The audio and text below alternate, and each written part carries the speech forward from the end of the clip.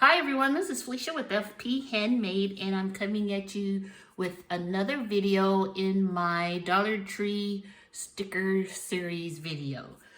So this is where I use Dollar Tree stickers to make cards. Hopefully they turned out really good, but let's see what I've made this time around. So let me show you some of the other products that I use. Well, I only have this one Cat Scrappiness die set, super cute, and this one is called,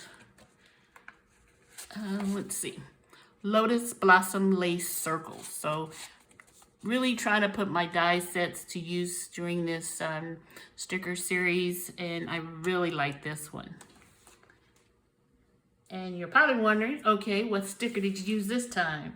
Well, this time I'm kind of throwing you for a loop here. I used these jumbo stickers from the Main Street Wall Creations. I know you guys have seen these stickers in Dollar Tree. They have tons of them. I like using them on the packages that I send, especially if it's a priority box.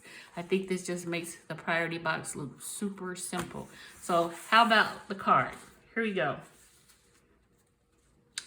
There we are. So what I did was I used the die, and then I put the butterfly on the die, and then I cut the die and the butterfly in half.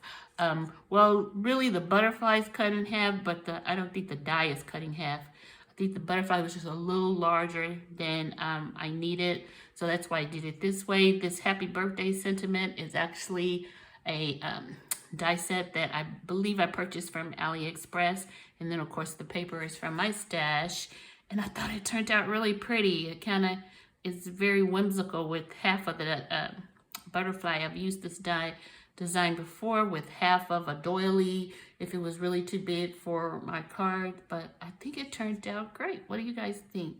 What do you think about using the wall stickers for a card?